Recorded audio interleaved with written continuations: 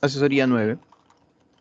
Mira, en este caso vamos a tomar la mayoría de las bacterias que están en el sílabo, ¿no? La mayoría. No voy a cubrir un par.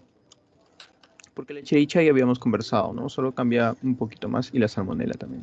Ya, pero en este caso vamos a hablar primero de Helicobacter jejuni, ya, que vamos a encontrarle en dos enfermedades muy importantes, ¿ya? En realidad uno es un síndrome, ¿no? El síndrome de Guillain-Barré. Te voy a explicar un poquito sobre cómo es el Guillain-Barré y también una enfermedad intestinal, gastrointestinal, ¿ya? Porque también causa diarreas, ¿no? En general. Entonces, como Helicobacter jejuni, tenemos que son bacilos gram negativos pequeñitos. Ya, como puedes observar acá, ¿cuál era? Este.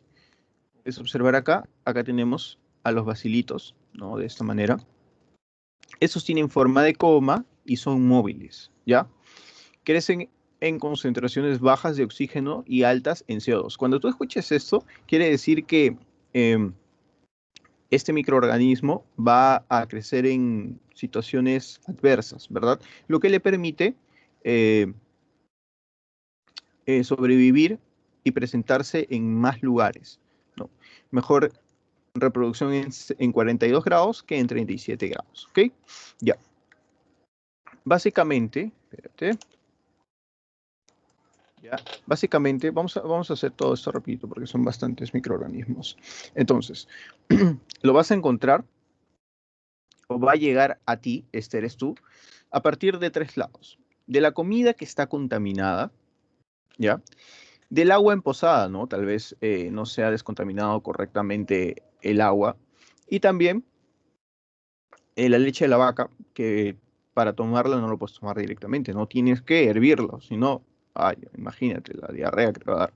Entonces, de la comida contaminada, del agua emposada y también de la leche. Acuérdate, te pueden preguntar por la leche. Entonces, acá tenemos al mismo eh, Campylobacter, que va a estar en los alimentos de la vaca. Y este también puede pasar a la leche, ¿no? Al mismo tiempo puede estar en el agua que puede beber la vaca o que puede beber los animales de la granja, ¿no? Como las gallinas. Y también puede acceder al ser humano, ¿ya? Puede acceder al ser humano. Entonces, eh, un poquito de sus factores, ¿no? Te dije que es una bacteria, en este caso es un bacilo gram negativo, por lo cual, ¿cuántas membranas va a tener? Va a tener dos membranas, ¿te acuerdas? Va a tener una membrana interna, va a tener una membrana externa, ¿no? Una membrana propiamente dicho, no membrana celular propiamente dicha.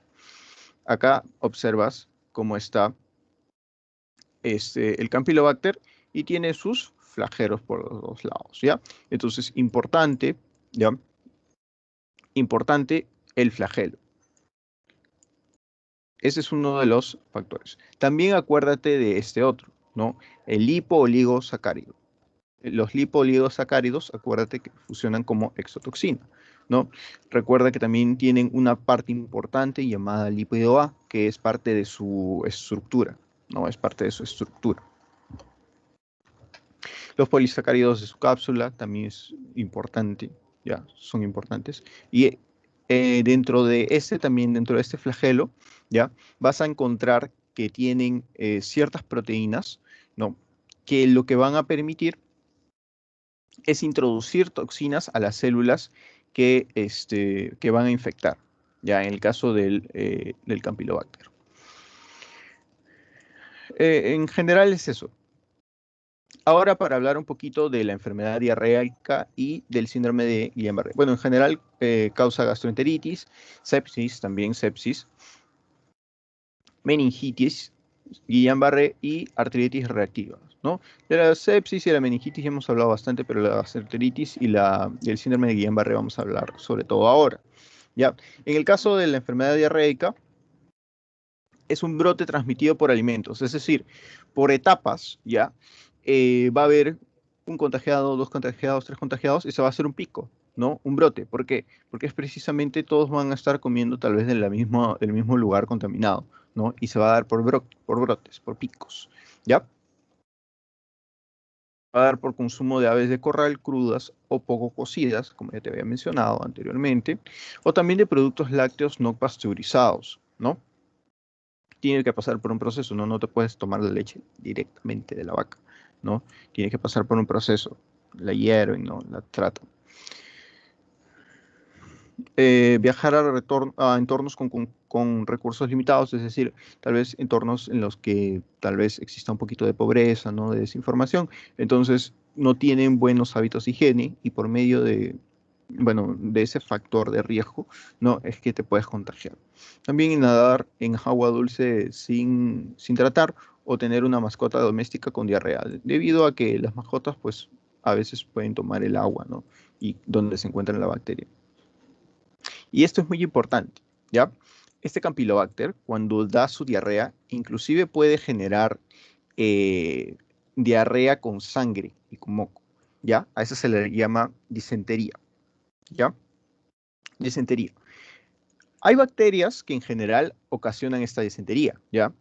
Pero cuando te pongan en el examen sobre todo este dato, granja o mascotas, tú vas a pensar en Campylobacter jejuni. ¿Ok? Vas a pensar en eso, en Campylobacter. ¿Está bien? Entonces, te pueden preguntar por una persona que haya tenido lo siguiente, ¿no? Como ves acá, tenemos una reglita donde están los días, ¿no? Y acá los síntomas. Tienes un periodo de incubación de más o menos un día aproximadamente y va a comenzar con fiebre, dolor abdominal y la diarrea, ¿ya? Acá, como puedes observar, te dice que también vas a encontrar sangre en heces, ¿ya? Sangre en heces, moco, y por ejemplo te dice cría vacas, cría gallinas, está en contacto con animales, entonces tú vas a pensar en esto, ¿ya? En Campylobacter jejuni. Porque el otro que te puede ocasionar esto es Shigella, ¿ya? Shigella. Entonces, pero si te mencionan este antecedente que va al zoológico, que tiene mascotas, acuérdate de Campylobacter, ¿ya? Otro, ¿ya? Que están súper relacionados. Es un síndrome neurológico llamado el síndrome de Guillain-Barré, ¿ya? Este es un síndrome que va a afectar a los nervios, ¿ya? Que va a producir debilidad en general, ¿ya? Va a producir debilidad. Entonces, un poco, ¿no? Produce debilidad o la pérdida de función muscular, ¿ya? Esto es importante que te lo pongan en el dato, ya que este es ascendente. Ya comienza con las partes distales, las piernas, los brazos, ya, y posteriormente va ascendiendo, ya. Entonces se produce dolor o sensibilidad muscular parecido a calambres, entumecimientos y hormigueos. Ya, estas son las sensaciones. Posteriormente va a ascender hasta presentar dificultad en el movimiento de los músculos de la cara, deficiencia en la presión arterial, ¿no? Frecuencia cardíaca normal, visión doble, palpitaciones, y 2 semanas antes puede haber gripe, fiebre y gastroenteritis aguda. Es decir, viene el Campylobacter, se posa ya, perdón, lo encuentras en la leche, ¿ya? Te lo tomas. Tienes tu vaca y tú dices, no me va a pasar nada, te lo tomas. Viene un periodo de incubación, fiebre, dolor abdominal, diarrea, calambres, encuentras sangre en heces, ya te pasa, ¿no? Porque suele pasar hasta más o menos los 6 días, como puedes observar acá. Y a las semanas comienzas a sentirte débil, ¿ya? Comienzas a sentirte débil y esta debilidad es progresiva, ¿no? Esta debilidad es progresiva, inclusive vas a tener dificultad para respirar, ¿no? Una compañera creo que tuvo eso de mi año y no podía mover su cara. Estaba así, ya. Es peligroso, sí, pero es reversible, se puede curar, ¿ya? Mediante las inmunoglobulinas se puede curar este síndrome, ¿ya? Otra cosa es que no solo el Campylobacter jejuni puede causar un síndrome de Guillain-Barré, ¿ya? Pueden existir virus, ¿no? Que pueden causar síndrome de Guillain-Barré. Entre todos los microorganismos también muchos pueden generar síndrome de Guillain-Barré, pero uno de los más preguntados es el Campylobacter jejuni, ¿ya? Entonces, ¿qué te pueden preguntar? Te pueden preguntar que es una persona que ya tiene diarrea, que tiene animales, entonces tú piensas en Campylobacter, ¿no? En Campylobacter. Es una persona que va a tener debilidad muscular, no ascendente, vas a pensar en el síndrome de Guillain-Barré, causado en este caso por Campylobacter jejuni, ¿ya?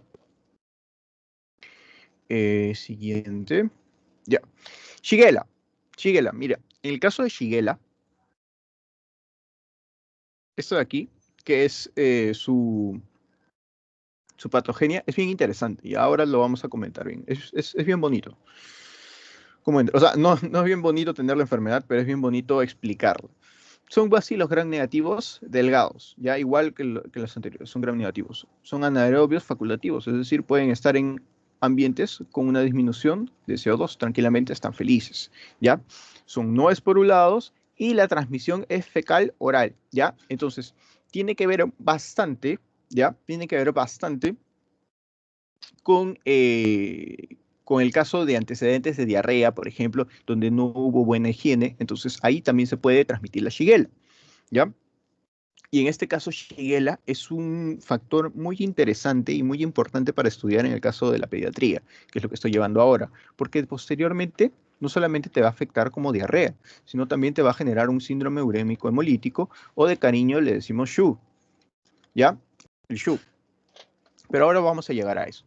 Entonces, tenemos factores y la descripción de cada uno de estos factores. Tenemos un sistema de secretor tipo 3. Cuando he leído en los libros sobre esto, lo que te dicen es que son como jeringas, ¿ya? Vienen a estar relacionados a veces con el flagelo, ¿ya? Y lo que hace, digamos, esta estructura celular es precisamente inyectar como jeringa, ¿no? Como si fuesen unas agujitas que inyectan dentro de las células los factores eh, de virulencia de esta bacteria, ¿no? Después tenemos estas proteínas, la IPA A, IPA B, IPA C, IPA D. Por ejemplo, la IPA C tiene que ver con evitar la fagocitosis, ¿ya? La IPA C.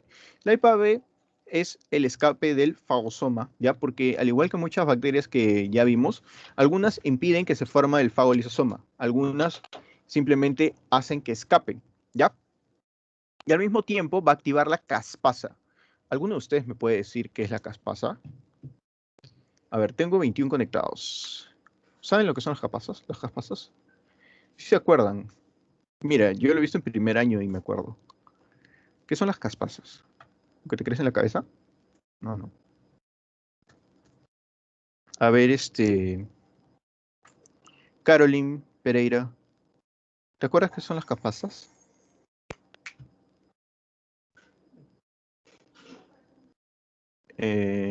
Marcela Temoche, ¿te acuerdas qué son las caspasas? O algunos de ustedes. Honestamente no. Creo que Ya, participa en la destrucción de la célula. ya, ¿y cómo se llama ese proceso? Participan en la lisis celular. Lisis, pero tiene un nombre más específico. Apoptosis. Exacto, la Apoptosis. apoptosis. Exacto, la apoptosis. No, la apoptosis, porque el lisis puede darse por muchos motivos, ¿no? Yo lo puedo someter a un pH alto, a una célula, y la célula va a reventar. ¡Puf! O puedo colocar en un medio más, con más sal, ¿no? O con menos sal y va a reventar. ¡Puf! Pero la apoptosis en este caso es un fenómeno programado, ¿no? Lisis es un término muy general, ¿no? De que la célula va a ser pum, va a ser pum, pero va a hacerlo de manera controlada, ¿ya? Si no sabes, haz como Marcela que me dijo no sé, y yo te digo, ok, ya, pero no, preferiblemente no se queden callados.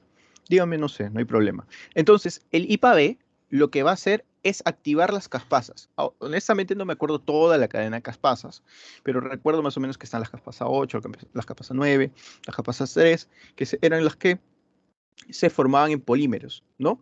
Y poco a poco iban, precisamente era una cascada que iban a hacer que la célula entre en apoptosis. Ya de esto se encarga la IPA-B. Posteriormente también vamos a tener la IPA, que va a generar la despolarización de la actina. Como ya has visto, las células tienen actina, ¿no? Formando su citoesqueleto. Ya lo que va a hacer la IPA va a ser prácticamente destruir este citoesqueleto. Ya lo va a destruir este citoesqueleto.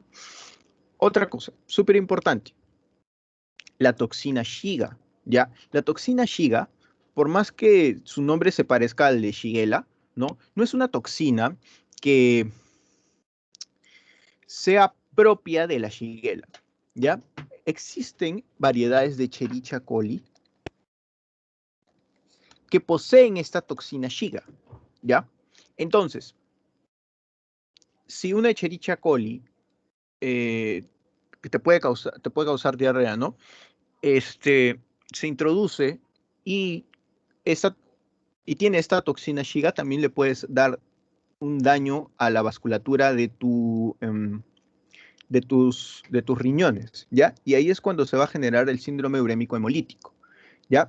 Ahora, eso es lo que quiero que entiendas. Cuando tú ves toxina Shiga, solo la tiene la Shigella. No, es una toxina que le tiene más bacterias, sobre todo la Escherichia coli, ¿ya? Entonces puede tenerla ambas. Esta, digamos, esta se va a dividir en dos subunidades, ¿ya? Va a tener una subunidad B, que se va a unir al receptor GB3, ¿ya? Acá, ¿lo ves el receptor GB3? Acá. La subunidad B, ¿ya? Se va a unir al receptor GB3. Y la subunidad A va a tener dos partes, ¿ya? Una parte 1 llamada enzimática y una A2 que se va a unir a la subunidad B. Es decir, esta le va a permitir anclarse, ¿ya? Esta subunidad A1 se va a unir al ARN de la propia célula huésped, ¿no? De la propia célula huésped. Y lo que va a hacer es favorecer todo este proceso de inflamación y de apoptosis, ¿ya? Y bueno, el lipopolisacárido también tiene, pero en este caso va a tener ausencia de antígeno O. Acuérdate que el antígeno O es una parte del lipopolisacárido, ¿no? Como te mostraba antes, y también funciona en el caso de otorgarle motilidad, ¿ya? Entonces, vamos a ver un poquito cómo se introduce la Shigella. Lo que estás observando aquí, ves que estas células tienen pelitos, son cilios, ¿no? Son células del intestino, ¿ya? En este caso, tenemos células M, ya aquí en el medio. Estas células M que se encuentran entre cada uno de los enterocitos, ya van a ser la puerta de entrada para la Shigella al comienzo, ya, en una parte de su ciclo. Entonces, la Shigella va a ingresar y va a sobrevivir a la apoptosis, ya, a la apoptosis de tanto de las células M como de las células que la van a fagocitar, ¿ya? Como de las células que la van a fagocitar. Entonces, observa cómo dentro la ha colocado dentro de su fagolisosoma y esta bandida se ha escapado, ¿ya? Entonces, al macrófago ni caso le hace, ¿ya? Puede sobrevivir al macrófago. Posteriormente, este macrófago lo que va a hacer es generar IL-1B y IL-118, ¿ya? ¿Qué va a hacer? Esto va a ser como una llamada de auxilio, ¿no? Recuerda, las citoquinas son como llamadas de auxilio, ¿no? Inflamación, que va a atraer otras células, ¿verdad? Bueno, al macrófago le va a ocurrir lo que ya te había comentado antes, la apoptosis, ¿no? En este caso se va a destruir, ¿ya? Y vamos a ver lo que primero sucede acá.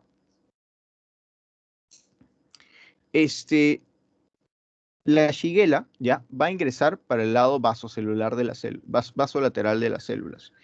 Va a introducirse nuevamente, pero en este caso ya no está dentro de una célula M, sino está dentro de un enterocito, ¿no? Del enterocito. ¿Ya? Y lo que va a hacer aquí es un mecanismo parecido al de Listeria, ¿ya? Lo que puede hacer acá es quedarse dentro del enterocito a vivir, ya, a vivir ahí tranquila, o lo que puede utilizar es generar estas colitas de actina. ¿Te acuerdas cómo funcionaba Listeria? ¿Te acuerdas? Y se va a impulsar hacia el otro enterocito vecino. Ya es como invadir una casa del cosadito. Va a sobrevivir a la fagocitosis, ¿no? Y de nuevo va a estar aquí. Puede quedarse a vivir o puede invadir el siguiente enterocito, ¿no? Puede invadir el siguiente enterocito. Ahora, su única, digamos, su única mecanismo no es solamente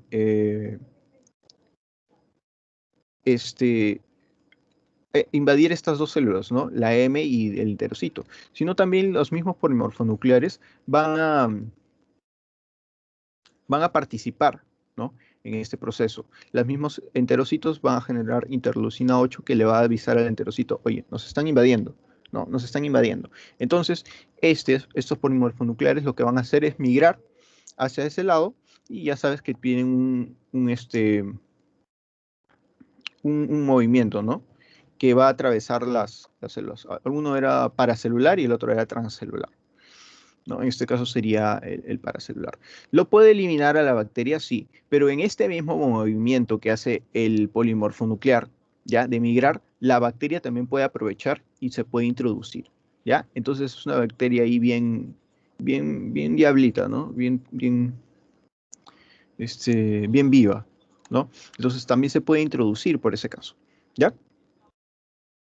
Este es en el caso de su fisiopatología, ¿ya? Entonces vamos a ver un poco. Primero la diarrea disentérica, ¿ya? La diarrea es el síntoma principal de la shigalosis y varía desde una diarrea moderada hasta una disentería grave. ¿Te acuerdas que te dije que era disentería?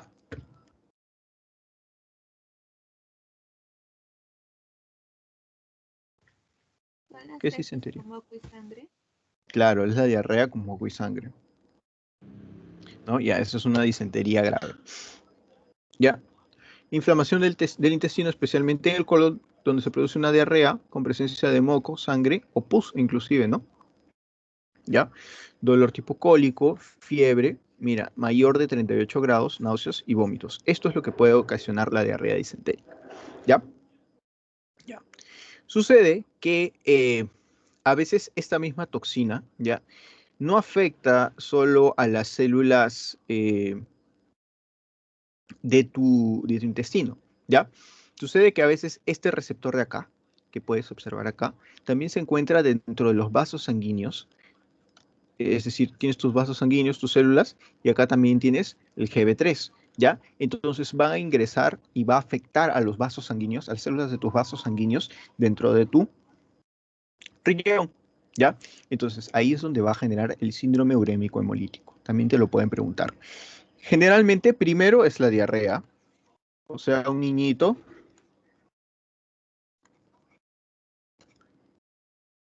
que primero le dio diarrea con moco y sangre,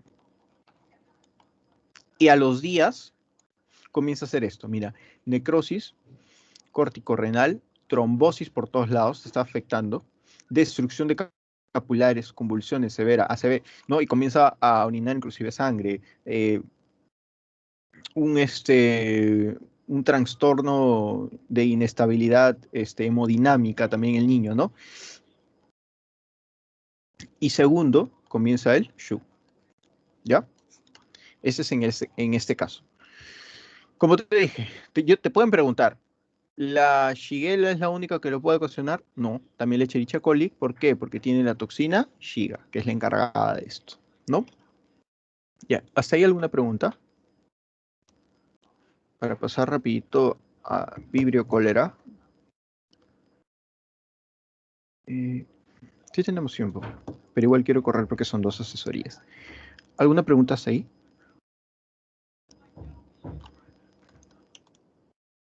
Nada. Ya, bueno. Ya. Vibrio cólera.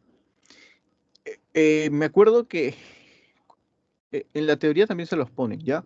Pero hay una lectura bien interesante sobre el vibrio cólera. No recuerdo en qué año fue que sucedió esto, ¿ya? Pero vieron sobre, a ver, se escribía así, creo, Jon Snow. ¿Leyeron esa lectura? ¿Le han mandado como lectura o algo? Está en la clase. En la clase Está en la habla. clase. ¿Lo leíste? ¿Lo escuchaste? ¿De qué trataba? Fue el que describió la epidemiología, observando los Claro. casos y que había un pozo que estaba contaminado. Y Exacto. Sí, muy bien. Había un pozo, ¿no? Que era precisamente este lugar donde está marcado de rojo.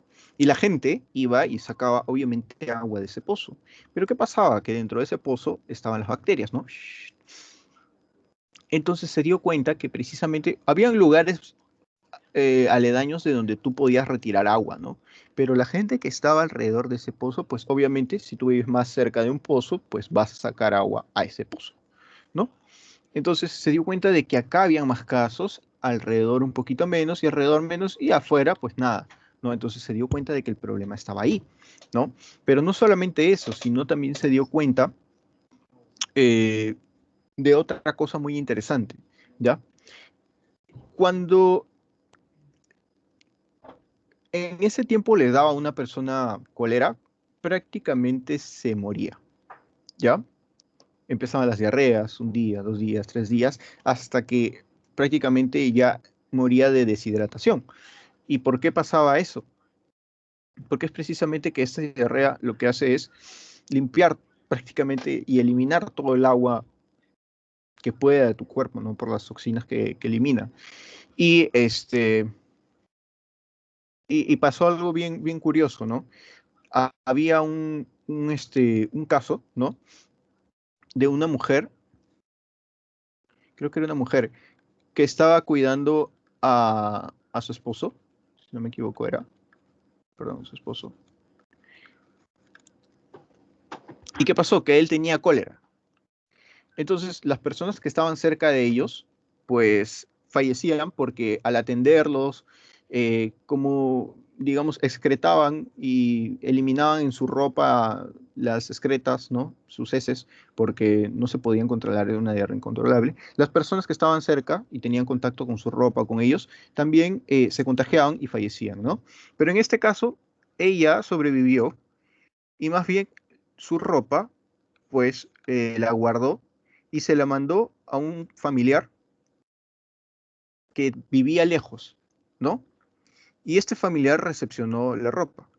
Y ella le dijo, bueno, a mí no me pasó nada, entonces no creo que te pase nada a ti. Él recepcionó la ropa de esta persona y se muere. Y entonces él se pregunta por qué ella está viva y por qué él se murió. Si ella ha tenido contacto directo con el paciente y él solo mediante su ropa. ¿Por qué creen, chicos?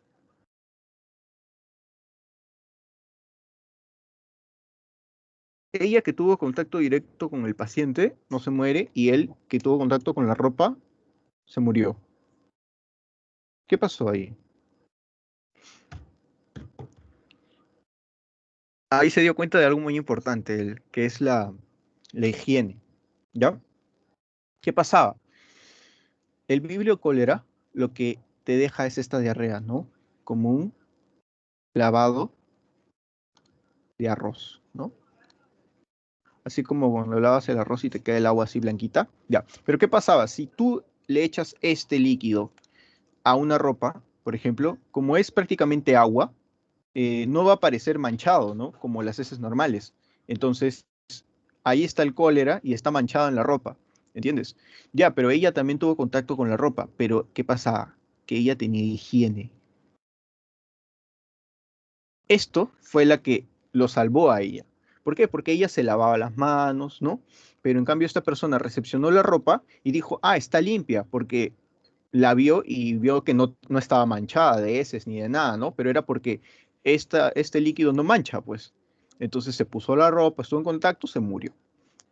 ¿Ya? Entonces, eso es un poquito del aporte de Jon Snow, ¿no? Que pudo describir este caso y se dio cuenta, ah, el problema es esto, ¿no? Entonces vamos a hacer que la gente se lave las manos.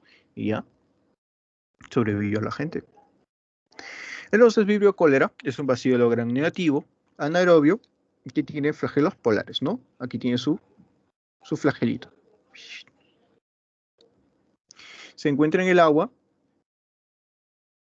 y según el antígeno, pues los infectantes son O1 y O137, ¿ya? Y O137. Mira, lo que hace Vibrio cólera es afectar sobre todo el transporte de cloro, ¿ya? Entre de los enterocitos. ¿Cómo? Pues afectando, ¿te acuerdas esa vía en biología, ¿no? de la adenilata ciclasa, ¿no? ¿Te acuerdas? El aumento del AMP cíclico básicamente hace eso, ¿ya?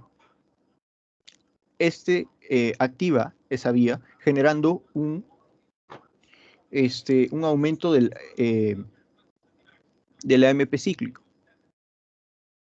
Aumenta la fosfoquinasa A y esto lo que hace es permitir una difusión mayor del cloro, ¿ya?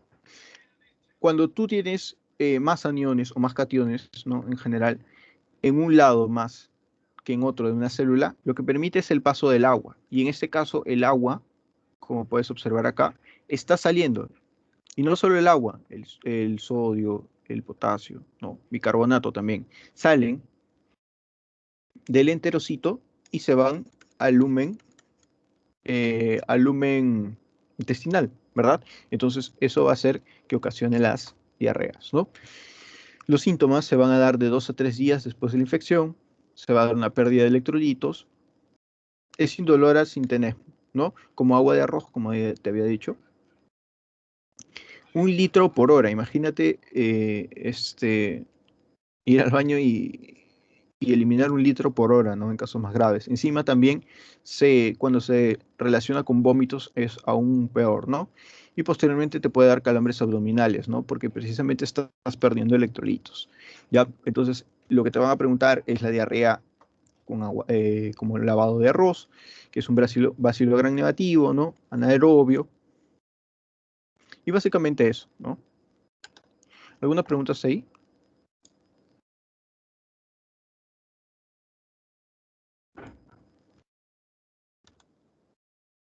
No.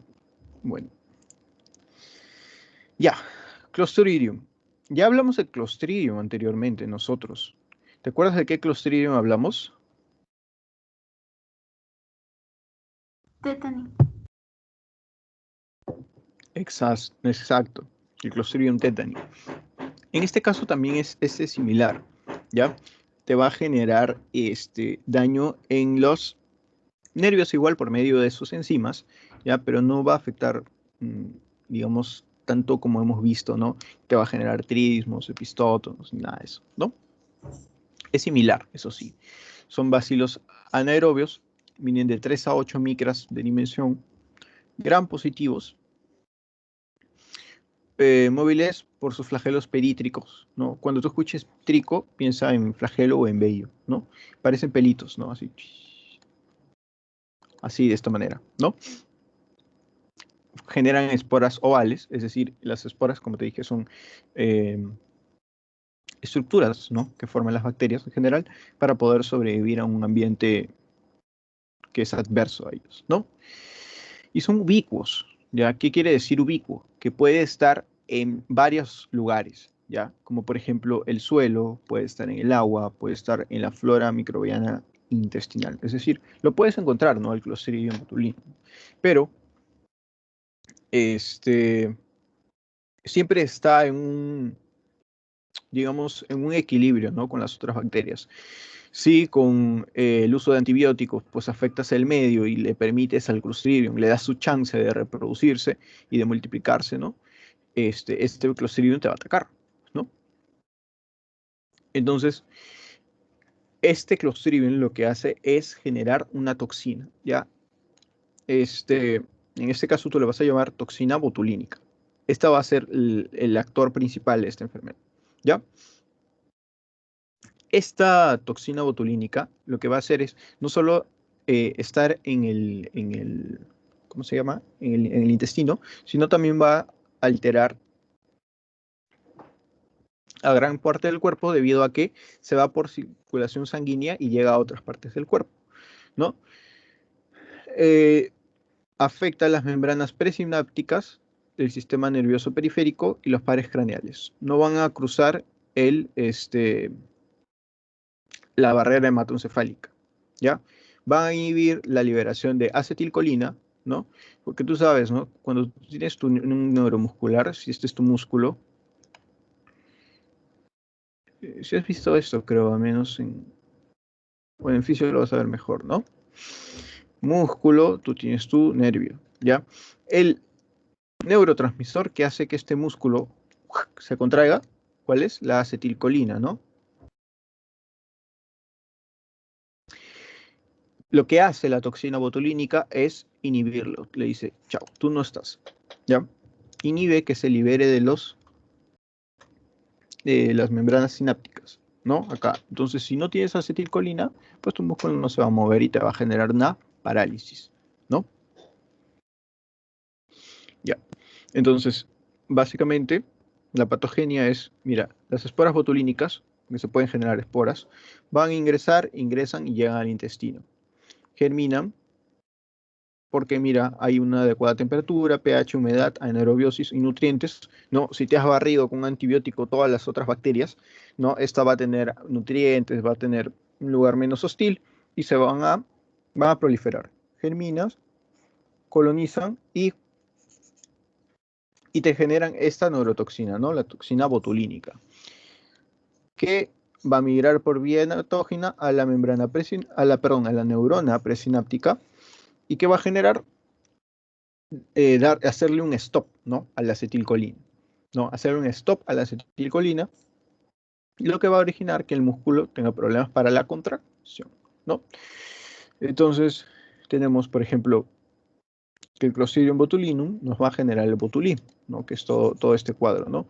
Alimentario, que cursaba por visión borrosa, xerostomía. ¿Qué cosa es xerostomía? Lo que ahorita me está dando a mí.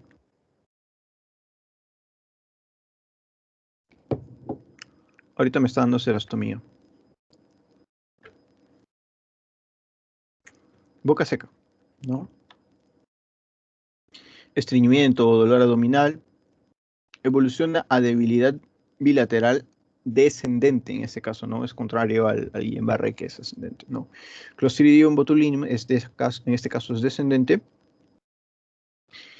Iba a generar una parálisis flácida, ¿no? Puedes observar acá como prácticamente acá tiene una tosis, ¿no? Esto es una tosis palpebral bilateral, ¿no? No puede mantener sus párpados elevados, ¿no? Correctamente. Pero precisamente antes comienza con estreñimiento, dolor abdominal y posteriormente va a generar esta debilidad bilateral, ¿ya? Y hay otros tipos de botulismo, ¿no? Botulismo infantil, botulismo de las heridas, porque también puede entrar, ¿no? Así tipo tétano, ¿no? Y el de inhalación, por medio de la toxina botulina inhalada, ¿no? Por las heridas, igualito que el tétano, ¿no? Que también puede entrar. Y el infantil, que puede llegar a la parada cardiorrespiratoria. ¿Hasta aquí alguna pregunta?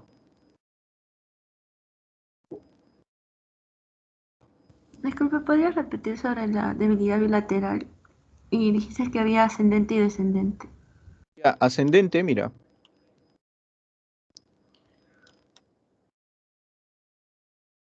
Mira, Guillain-Barré va a comenzar piernas, luego brazos, es decir, va a ascender, ¿no? Guillain-Barré asciende.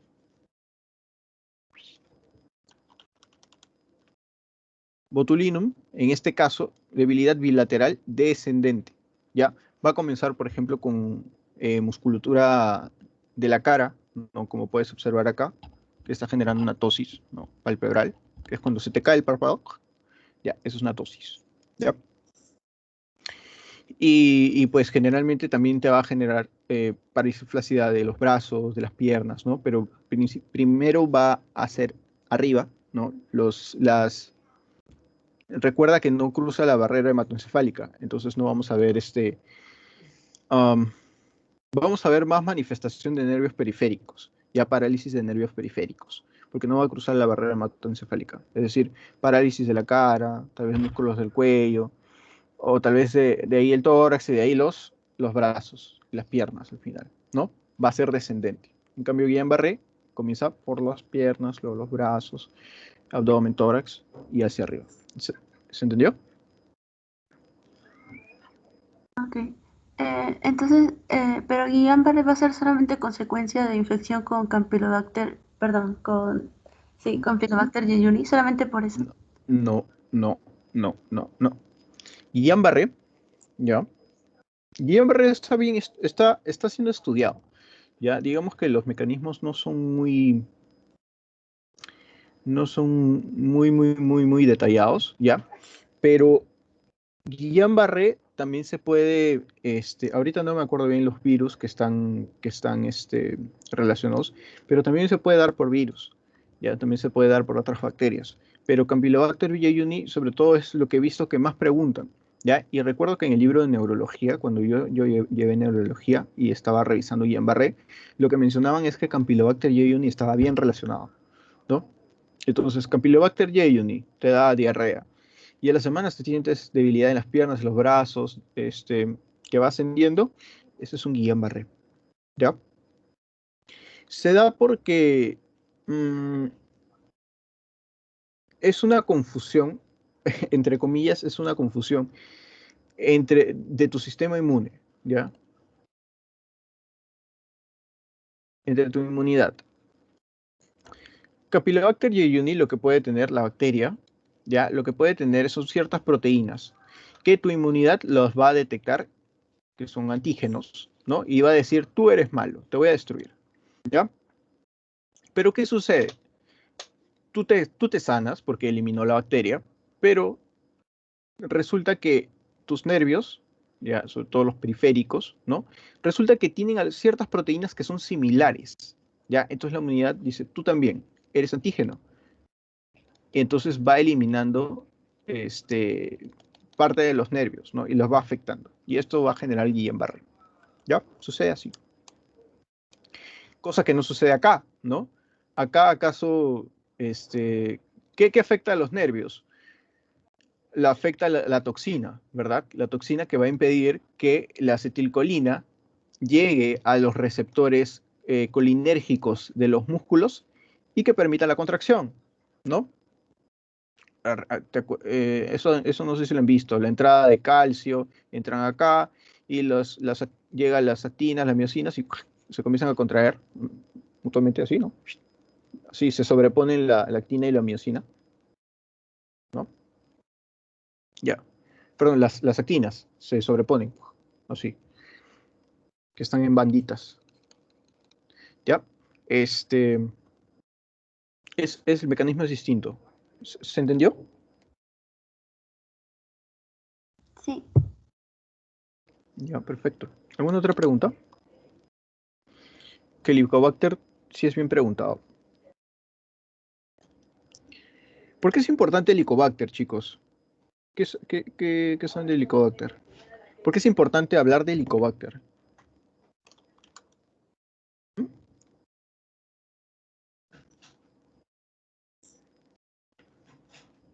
Ahora, el Helicobacter lo puede tener cualquier persona, ¿no? Se lo puede comer y te comiste un Helicobacter. ¿Pero por qué es importante? ¿Cuál es la razón? Está directamente relacionado con el CA, o sea, con el cáncer de estómago. Ya, con el cáncer de estómago. Inclusive, el encontrar la relación, el haber encontrado la relación entre la gastritis, las úlceras, ¿no? Las úlceras gástricas, gastroduodenales, y el Helicobacter pylori fue meritorio de un premio Nobel, ¿no? El premio Nobel, el que ganó el premio Nobel, ¿saben lo que hizo, chicos? Primero revisó su estómago estaba sanito. Y lo que hizo fue agarrar y tomarse un Helicobacter, un poco, no sé cómo habrá hecho, pero se tomó el Helicobacter pylori. Y a los meses comenzó a sentir síntomas de gastritis, todo eso, y no tenía úlceras. Tomó antibióticos, eliminó el Helicobacter, se curó. Entonces, mediante otros estudios también encontró esa relación, ¿no? Y por eso le dieron, él junto con otro doctor, les dieron, o eran biólogos, no me acuerdo, les dieron el premio Nobel, ¿Ya? Investíguenlo si desean. Pero hizo eso. Entonces, Helicobacter pylori. Bacilo gram negativo, ¿ya? Espiral, forma de sacacorchos. Lo vas a observar así, ¿no? No es como un no es como un treponema, es un poquito más así, ¿no? Porque el treponema es así. Membrana interna y membrana externa, obviamente, por ser un gram negativo, ¿no? Tiene de 4 a 8 flagelos polares, ¿no? Es decir, por un solo lado. Si te dijera bipolar, sería así, ¿no? Por los dos lados, pero en este caso es polar, por un solo lado, ¿ya? Recubiertos por una vaina de estructura lipídica, ¿ya? Ureasa positivo, ¿ya? Cosa que la ureasa, ¿ya? Es una enzima súper importante para su fisiopatología, ¿ya? Para entender su patología. Ojo, bueno, de acá, de esta diapositiva hay una pregunta de pasito, ¿ya? Acuérdense, al final de la clase vamos a dar 2 pasitos. Bueno, vamos a dar un pasito que vale por 2.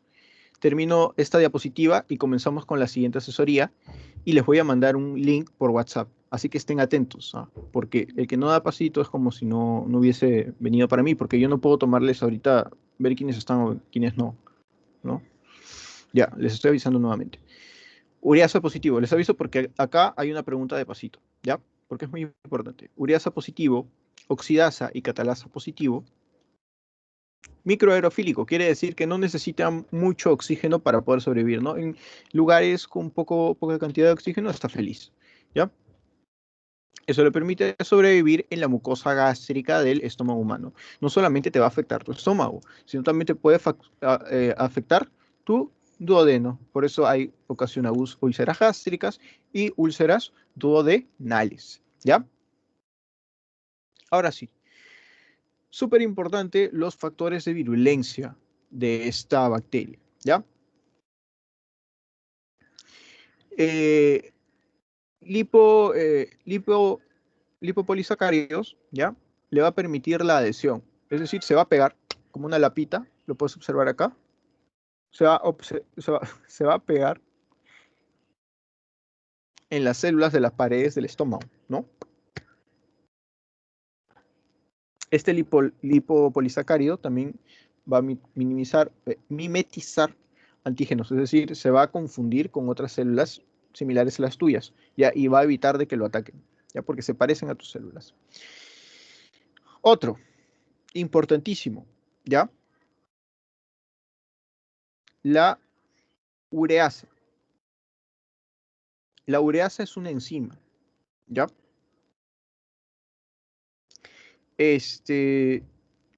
Lo que va a hacer es permitirle sobrevivir, ¿ya? Sobrevivir en un ambiente que es ácido, ¿no? Porque tu estómago es ácido. Entonces, lo que va a hacer es neutralizar el pH ácido del estómago, obviamente, generando amonio a partir de urea. Es decir, la urea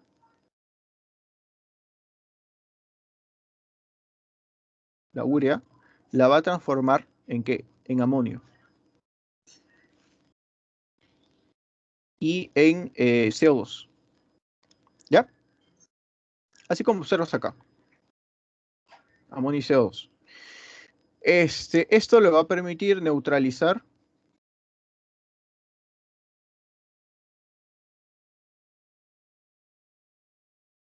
el pH, ya, del estómago, ya, y le va a formar como una especie de espacio donde tiene un pH en el que va a vivir tranquilita, ya, va a vivir tranquilita porque ha disminuido el pH aquí, ¿no?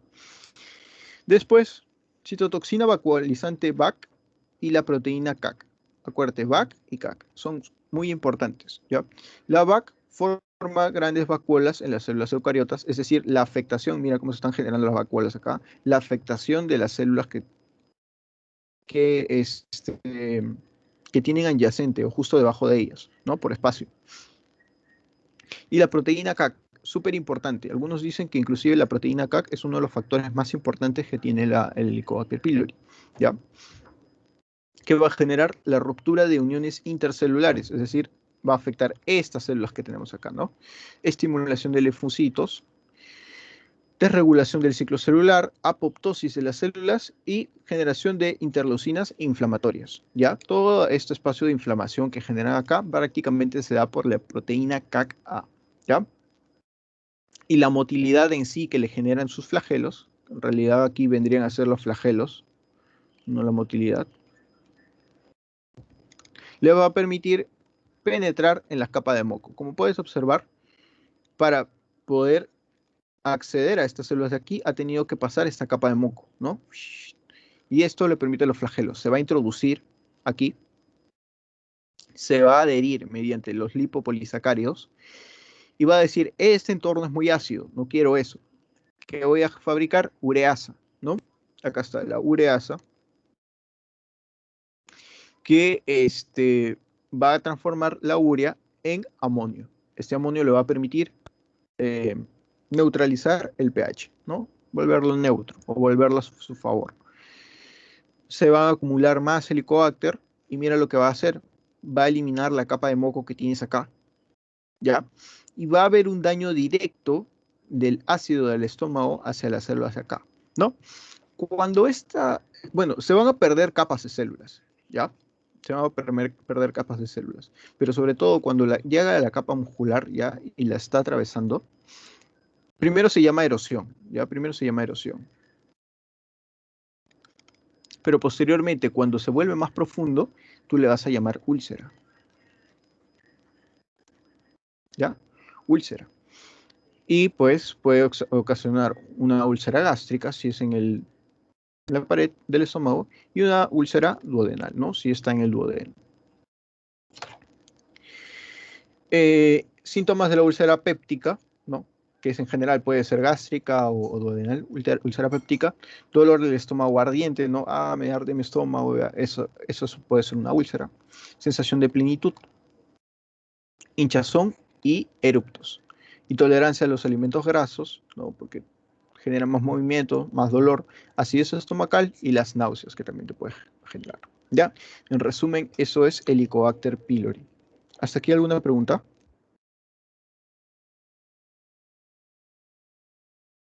Yair, ¿puedes Sí. explicar la sensación de plenitud, por favor? Sensación de plenitud es cuando te llenas, se sientes más lleno, ¿no? De hecho, también, bueno, depende de dónde está localizada la úlcera, tiene un síntoma u otro, porque hay úlceras que cuando tú comes te calma, ¿no? Y hay úlceras que te duelen cuando comes, más bien, ¿no? Espérense, uy, un ratito, chicos. Un ratito.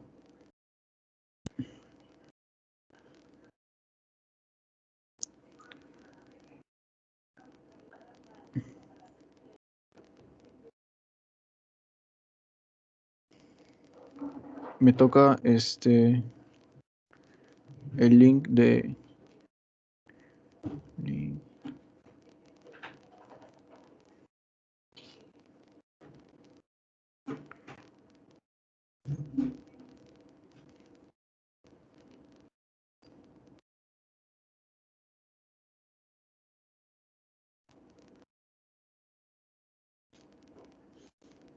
ya, sino que me toca teoría. Ya, entonces vamos a pasar a la siguiente sesión, ¿ya? Disculpen que sea así, pero necesito grabarlo. Hoy algunos han ido.